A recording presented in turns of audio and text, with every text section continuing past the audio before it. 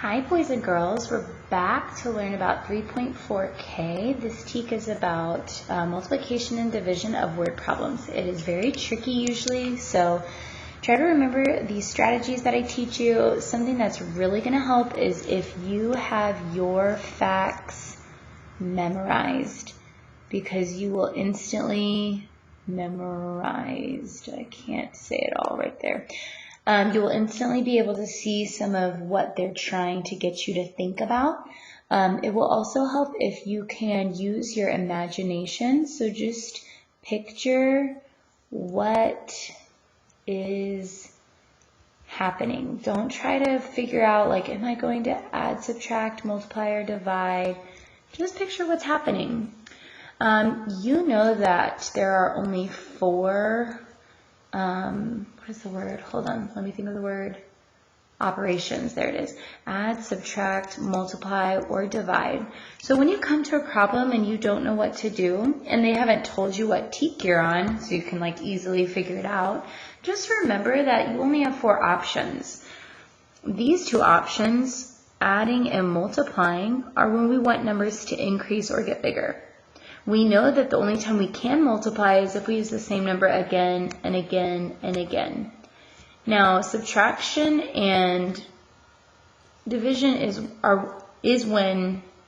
can be used when numbers are decreasing or going down. And division is the same thing, when we're putting the same number into equal groups again and again and again.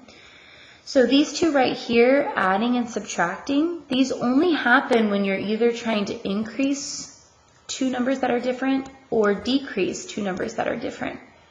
Multiplying and dividing are similar because they happen with the same numbers again and again and again. This is when we're increasing the same number again and again and again, or going higher, and this is when we're decreasing or going lower. We're putting the same amount into each group, and it's making, like, starting from the total, it's making smaller numbers.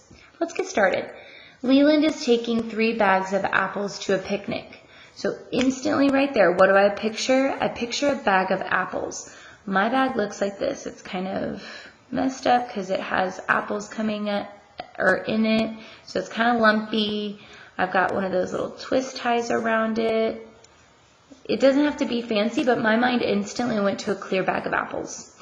And I know there's 3 of them, so I'm going to draw that 3 times. You don't have to draw a perfect bag of apples, right? In fact, most of the time you can do what you need to do to get the right answer, but an even better decision for yourself would be to draw 3 boxes, right, in a strip diagram. That's what you're going to see more often on tests. Each bag, that's a clue word that the same thing is happening again and again and again. Each one of these is going to have 8 apples inside. So I'm going to put the number 8, 8, 8. What you're going to usually see is that they give it to you just in boxes if they're setting it up. Okay, so instantly now my mind pictures 8 apples filling up the inside, right? And so I've drawn my 8 apples. If drawing pictures helps you do it, you can't draw pictures for the rest of your life, but you can definitely use it to help you understand what's going on. He has decided to divide the apples evenly. Okay, there's a huge hint. Divide them evenly into 4 bowls. Well, before I can even divide things up, wouldn't it make sense to get all your apples together and then start putting them into equal groups, dividing them up? In order to do that, I need to know how many total apples I have. This is called a strip diagram, and the number at the top is the total. If you've memorized your facts, you know that 8 times 3 is 24. If you haven't, it's really time to do that since you're a 3rd grader. You could also do a T-chart where you draw out times 8, and you do very obvious 4 dots. And you do 1, 2, 3, 4 all the way down. And I know one group of 8 is obviously 8. There's 8 here. 2 groups of 8, well, I can start with the 8 I already had from the one group, and I can take it and go 8, 9, 10, 11, 12, 13, 14, 15, 16.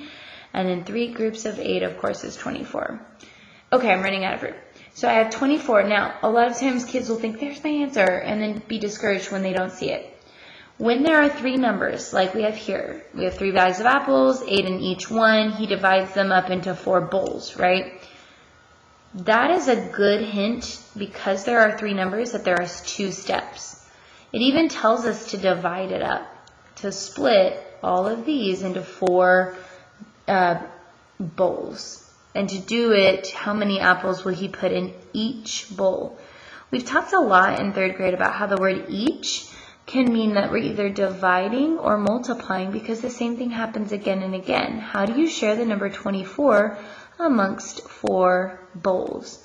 If you don't know how to do that, 24 divided into 4 bowls, you would just draw a fact family.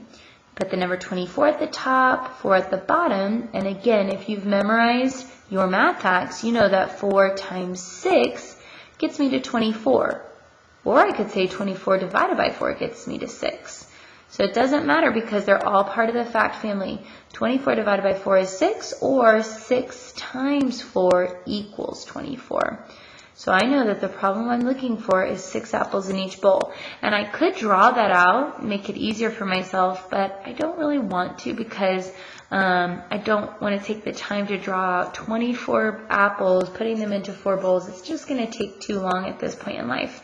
Don't forget, one of your other strategies is the get model. Anytime you hear the word each, you should automatically think, oh yeah, do I know how many groups there are? Or how many bowls or bags? That's a group. Do I know how many are in each one? How many, like apples or pieces of candy or pencils or erasers, whatever the topic is about? Or do I know my total? Do I have the amount of apples? Do I have the total amount of pencils or erasers, whatever they're using? It helps to remember division if we don't know how many groups, division if we don't know how much is in each group, and multiply if we don't have the total. Remember what we did at first? We didn't know how much 3 bags worth of apples and having 8 apples in each one. We didn't know what the total was. It was our question mark. So when there's a question mark on one of these 3 steps, you don't have to divide, and you don't have to divide for groups, because you need your total amount of whatever item it's talking about. But then we used division on the second part, so we could have drawn a second get model, right? And then divide, multiply. Well, and we knew we already started with 24 apples, and the problem said he has decided to divide them evenly into 4 bowls. A bowl is a group, right? And it even tells you in the problem how many will he put in each bowl. So automatically you can put a question mark by the each. And when you circle that, it shows you exactly what to do that you need to be dividing. How awesome is the get model? I love it. Okay, let's go to number 2. Danny counted 40 goldfish in a tank at the pet store. He counted 8 goldfish in each tank. Okay, so I'm going to stop here and I'm going to visualize it. I'm imagining 40 goldfish in tanks. This is plural. So I'm Danny. I'm looking around at all these different tanks, and I'm going between the tanks counting, and I notice there's 40 goldfish. He counts 8 goldfish in each tank. Oh, so then I now know that there's 8 in each one. But it's pretty obvious. I don't know how many tanks there were, right? So I'm imagining this little boy standing there looking, counting. Oh, there's 40, but I just don't know how many tanks. Another great opportunity for the get model. The number 40 sounds a lot like a total to me. He counted 40. Didn't mean there was 40 groups or that there was 40 in each group. It means that there's 40 total, okay? So I don't have to multiply. He counts 8 goldfish in each tank. It even gives you the number 8 next to the word each. So I don't have to divide to find each. All I need to do is divide to find how many groups or how many tanks there were. That's a group, right? So if I look at my problem, I could even see it. I see 1, 2, 3, 4, 5, 6, 7, 8. There's 8 in this group, 8 in this group, 8 in this group, 8 in this group, 8 in this group. So those are some funky looking tanks, but I know 5 times 8 is 40. So I know 40 divided by 8 must be 5, okay? And it even has the picture. So there's no reason to get that one wrong, especially if you did all that work for it. Okay, the magic words are summer, is coming. If you come up and tell me, I will have a prize for you. Okay, number 3. Ellie picked peaches in her backyard. Okay, first of all, I'm imagining a girl. What does your girl look like? Think about a girl. And she's got these peaches. I imagine this big peach box kind of sitting on her hip. And she's got this peach and she's already chewing on one. She put 8 peaches into each of 3 baskets. Oh, well, now I know. Maybe one of the baskets is on her hip and 2 baskets are on the ground. Do you see how if you start visualizing it, it can change everything for you? If Ellie picks 28 peaches, how many peaches? Okay, so I'm going to stop there. I'm going to imagine this girl having to reach up 28 times and grabbing these peaches. Okay? How many peaches did she, not put into a basket? So it tells me that some of my peaches don't end up in a basket. Some are left out. And I kind of picture a sad peach on the ground, feeling kind of sad that it didn't make it into a basket. Well, let's focus right now on what we can know. We can know that if I have 8 peaches in each of 3 baskets, well, how many did end up in a basket? I don't know. I don't know how many total peaches that was. I know she has 28 peaches she picks all together, but that doesn't help me know how many are there in the baskets. And oh my goodness, look, there's 3 numbers. We said that when there's 3 numbers, that's a number sign, there's usually 2 steps. If you're noticing with me, how many did not end up in a basket? That means there's some left out or taken away. So what I'm going to do to solve is I'm going to first do my get model because I hear clue words like each. Well, I know 8 peaches in each of 3 baskets. Well, a group will definitely remind me of a basket, right? Sorry about that. Okay, so there's 3 next to the groups, so I don't need to divide to find how many groups. There's 8 in each basket. Don't have to divide, so I need the total number of peaches in the baskets. So I'll do 3 times 8, which I know is 24. If you've memorized it, awesome. Look, no 24, which is awesome. That means that they're not going to trick us. We've only done our 1 step to multiply. The question was, how many were not put into baskets or left out? Well, I could count here. I see 3, 6, 9, 12, 15, 18, 21, 24. Okay, so I know there's my 24 peaches, but Ellie picks 28, not 24. So these are the baskets she's put them in, right? I guess I could go this way with it and count by 8. 8, 16, 24. So I needed to get up to the number 28. So 25, 26, 27, 28. Oh, there was 3 peaches left out. Or I could say 28, take away the 24. 28 picked, 24 end up in a box or basket, and I have 4 leftovers or not put into baskets. The answer is C. Be real careful on those. Okay, let's go to our last page.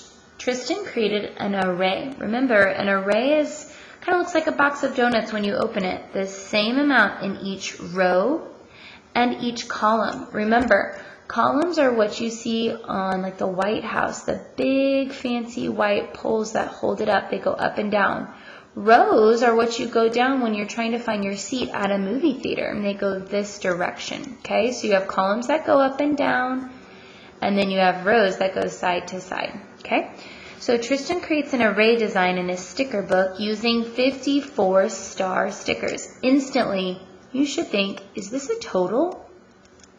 If he puts 6 stars in each row, well, remember I said this is a row, so let's do it. Ready? 1, 2, 3, 4, 5, 6. It's okay if you don't know how to draw a star. You could draw dots for it. So if you put 6 stars in each row, how many rows will you have to put in the array? Well, we're trying to work up to 54, okay? So that sounds like we need the get model. And I'm looking to see if there's any clue words. Aha, each. if he puts 6 stars in each row, okay, well, I have 6 next to the each, so I don't have to divide for that. Remember how I said 54 is probably the total? Well, we can even prove it's the total because it says how many rows or how many groups did he put in the array. So I don't have to multiply, I need to divide. Okay, so my fact family can help me do that. If I don't know what 54 divided by 6 is, I could set it up like this, like I did on the previous example. 6 times what gets me to 54? Well, if you've memorized it, 6 times 9 equals 54. That means I'm going to have to draw 9 rows with this many in it, this many stars in it. 1, 2, 3, 4, 5, 6, 7, 8, 9. I don't even have time to do that many. And if I do that, I'll get to 54. So the answer is 9. Mitzi jogged 3 miles every day for 8 days. Do you notice that I'm circling? Something that would be good for you as you're taking these online is to go back and write the information down. Just jot down what you're noticing. I notice a girl who's jogging 3 miles, and then I'm going to write down, miles every day. Did you know that the word every can also mean each? Yep, they're like synonyms. Doing the same thing again and again for 8 days. Okay, first of all, I'm imagining Mitzi is tired. She is running so many miles every day, and she does it 8 days in a row. How many more? How many more means subtract. If you've been in my classroom, you know that that's just something we say, and we clap. We go, how many more means subtract? And then we clap at the end, and we do a subtraction sign with our hand. Just a flat symbol. Okay, so it says, how many more days will she have to jog to reach a total of 33 miles? So many good things to look for. I see 3 numbers.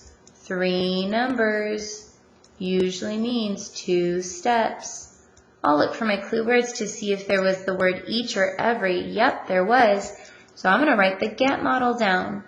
Divide, divide, multiply. So she jogs 3 miles every day for 8 days. That must mean, doesn't sound like I have a total. Those are really small numbers. 3 miles every day. So I'm going to do 3 every or each day, and I'm going to do it for the group of 8 days. So I know 3 times 8 is 24. I must be looking for how many, and don't forget label things. That's how many miles, not how many days. 8 was the number of days. 3 was the number of miles. So if I'm not careful and they've tricked me on the test, they're going to have a 24 over here. But I've only done 1 step, and that's not even what it asked me. It asked me how many more days will she have to jog to reach a total of 33. Well, here we are at 24. It's like, how many more do I need to get up to 33? What's the difference? Well, if I do 33, take away 24, I definitely have to borrow, because remember, if there's more on the floor, go next door. That means we cannot take away 3 minus 4. There's not even a big enough number. How can we take away 4 from something that's only a 3? So you go next door, you borrow, so that becomes 1 smaller, and then you share a 10. Or just put a 1 next to it. 13 take away 4 is 9. 2 take away 2 is 0. That means that she will have to jog 9 more miles. And I'm going to write that out for myself so it makes sense. 9 more miles to get there. Oh, I did something wrong. Hold on just a second. Maybe I subtracted them. Okay, hold on. Mitzi jogs 3 miles every day for 8 days. Which is 24 miles. How many more days will she have to jog to reach a total of 33? Well, take away 4. Okay, so let's see. Maybe they just don't have the answer here. I'll come back to this one later and I'll let you know if I figure something out. Okay, Caleb has 20 onion bulbs to plant in his vegetable garden. He decided to plant the same number of bulbs in 4 rows. Okay, so he has 20 onion bulbs, plants the same number of bulbs in 4 rows. How many onion bulbs will he plant in each row? Okay, easy enough. I see 2 numbers. It even looks like there's 20 here. Let's see. 1, 2, 3, 4, 5. I see groups of 5. This is an example of an array. It's almost like you could open it up, see all these would be delicious donuts, except in the problem they made them onions.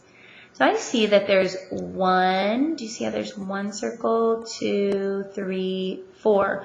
There's my 4 rows, right? And we talked about how it's like going down the row at a movie theater trying to find your seat. That's what a row looks like. So I see the 4, and if it said how many were in each row, well then that would mean there's 1, 2, 3, 4, 5 in each row. 5 in each row. I can check my work by saying if there's 5 times 4, did we get 20? And the answer is yes. Last one. Jackson mixed 6 teaspoons of cinnamon and 21 teaspoons of sugar. Okay, first of all, I'm imagining this kid. I'm thinking it's summertime. He's pulling out the sugar, and he doesn't even realize how many 21 teaspoons is. That's like 1, 2, 3. You got to do it 21 times, so much. He put in 3 teaspoons of the mixture into each of a number of empty spice shakers. Oh, I guess he's not making lemonade. Well, I imagined it wrong. He's doing spice shakers. So how many shakers did he use? That instantly to me, you know what that says? Groups. How many groups did he use? Well, before I do anything, I know that it says and. The word and often means that we're combining something. We're adding it together.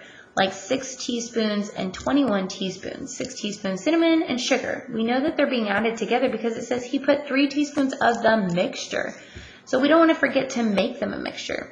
So I'm going to do 21 plus 6. That's our first time to add in one of these word problems. I get 27. 27 what? Teaspoons of mix. I'll just put mix instead of mixture. He put 3 teaspoons of mixture into each number. Okay, well that sounds like, to me, 27 teaspoons sounds like a total, right? I'm not looking for a total. I also know that 3 teaspoons of the mixture are in each one. I love it when they do that because it just gives us the exact answer we need to know how much goes with each. So what am I left with? I'm left with how many shakers, just like I expected myself to be left with, because I told you that shaker sounds like a group. So I know I need to divide 27 divided by 3. I'll get, well, what can I multiply times 3 to get 27? If you've memorized your math facts, you know that 9 times 3 is 27. Answer is here.